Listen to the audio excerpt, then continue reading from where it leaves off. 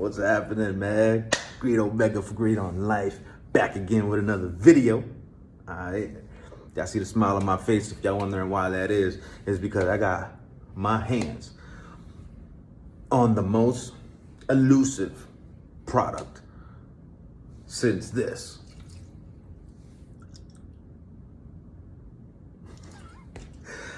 And everybody wants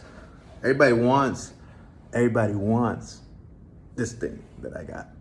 I was fortunate, let me be honest, very fortunate to be able to get it. So much so that I don't think people have wanted anything as much as this item that I got since this thing came out. I'm joking. All right, guys. Talking about the PlayStation 5. I finally got my hands on a PlayStation 5. It took me, say, 6 months or so. In order for me to get this thing, what had to happen? Sony personally, you hear me? Sony personally had to send me an email invitation, an exclusive email invitation for me to be able to get this thing, okay? Because there was no way I'm waiting around Twitter to try to see who's dropping what. Nah, it ain't happening. So I got this invite, and it was an offer I couldn't refuse. Buying a PlayStation 5 at $499 retail, why not? I also, by the way, I purchased 3 additional controllers, which would be the white, the red, and the black. The red and the black don't come out until June 11th, so that'll be next week. Next week, I'll probably do a video, and I'll show you what they look like. But in the meantime, I don't have any of that stuff right now. I just want to talk about it because me showing you it, you know what it looks like. It's not going to do you much. So let's get started. The biggest, I would say, thing besides the size of this humongous machine. And by the way, I don't think anybody talked about this thing too much. But what comes in a box is this like black circular type of thing. And it kind of like elevates your console just enough so when you have it horizontal, it's not actually on whatever you're resting it on. So it helps with air circulation. So that's cool too. But what is obviously the biggest thing, the talk of the town, if you will, the DualSense.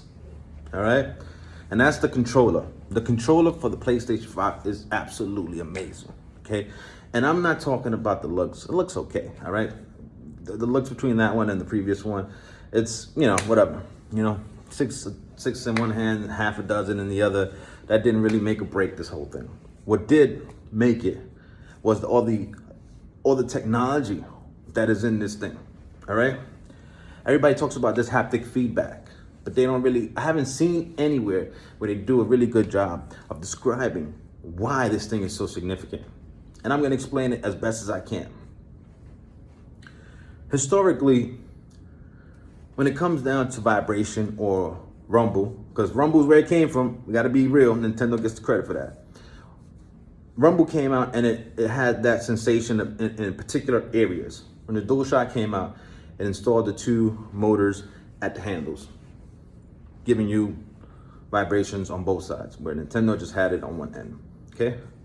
Boom, fast forward now, here we are. This is taking, I guess, a page out of Nintendo's book yet once again, and they threw in haptic feedback. For those of you who don't know what haptic feedback is what they have on the Nintendo Switch Joy-Con controllers. That vibration that you get from those controllers is what's considered haptic feedback. And if you don't have a Nintendo Switch Joy-Con, what you do have, I'm sure, that has this haptic feedback is your cell phones. iPhones have it. I'm not sure if, I'm not a Samsung guy, but the iPhone does have haptic feedback. And what makes haptic feedback so amazing? It's a good question, isn't it, right? So I don't know how it works, but I can tell you that what you feel is totally different than a regular vibration. I'm not sure how they produce it, but when you're holding the controller in your hands, if it's raining in the video game, the entire controller can give you little tings and little feedback throughout the entire back, making it feel like raindrops. When you're outside, rain is coming from all angles. It doesn't matter. It's gonna land where it lands, right? So picture that, where you're getting hit with raindrops all over your body, right? They're not as major as getting hit with a I don't know, with a piece of hail or something like that. However, it is definitely something that you feel, and you feel it in different areas. Then throw into that, what if you have an umbrella? So this is where you get the haptic feedback for the raindrops. And then you get the speaker that's on the phone giving you the sounds of the rain beating off the umbrella. Amazing. And I know it sounds like nothing, but when you get it in your hands, you will say the same thing I'm saying, and it's amazing. I cannot wait for them to come out with games that are exclusive to the PlayStation 5 so we could get really into how good this controller can make and enhance the immersive experience of video games nowadays. In addition to that, you have adaptive triggers. L2 and R2. Now, previously you just pressed them, right? Like a toggle switch almost, right? Now, what they do, they give you feedback. You have to press it harder in order for it to work. So like when you're driving, for example, right? You get a little bit of resistance when you're trying to put your foot on the gas pedal. It doesn't just happen, or when you're braking, either way, you get a feedback from that. So that's essentially what happened with these controls. The triggers now have that feedback. So when you want to, for example, let's say you're playing Call of Duty, as you're running out of ammo, you get that sensation. It becomes harder for you to shoot, man. It becomes more difficult for you to shoot. It's not just the button. You get an entire feeling coming through there. It's pushing back against the pressure you're putting on it. Like, this is just revolutionary. I cannot wait. And this is just a few of the things that I find that are absolutely amazing about the PlayStation 5 and how they've revolutionized in gaming as we know it. And these are just a few features that are on the controller. I haven't really gotten into any other things. I will say though, I do not really like the square, triangle, circle, X buttons. They did change those. Before they used to be a lot more clicky. Now they're a little more squishy. I don't know if you understand what that means, but if you do, then you know. If you don't, then you know. I'm not sure what other controllers feel that way, but when you do feel it, you'll know what I mean. And the only exclusive that I got opportunity to play was Astro's Playroom. It's not like a big game or anything like that. It's a glorified tech demo, but it is excellent. It is excellent. As a tech demo, it is excellent.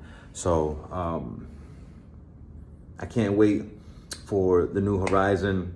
What's the name of it? Forbidden something, whatever.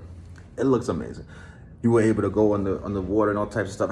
I mean, trust me. When you think of, you're in the water, you're swimming, the feedback on the back. Oh, forget it. It's gonna be amazing. It's gonna be amazing. Anyway, I gotta get out of here, man. I've been here for 9 minutes almost, and it's about time for me to roll out. And without further ado, I want to give a shout out to all my subscribers, everyone who comments. I'm gonna be making a lot more content. I know I keep on saying it and saying it and saying it, so this will be the last time you'll hear me say it without me doing it, and that's a fact. I need to be more consistent. I understand you guys want some more content, and I'm gonna keep on doing that. Soon I'll be going on a trip, and I'm gonna be taking you guys along with me. You're gonna get a little bit of a taste of what it's like to be Greed Omega. And that's me, Greed Omega for Greed on Life. Thank you all for your positive comments, your negative comments, your likes, your dislikes, your shares, and your unshares. Everything. I appreciate you. And thank you once again. Peace and love.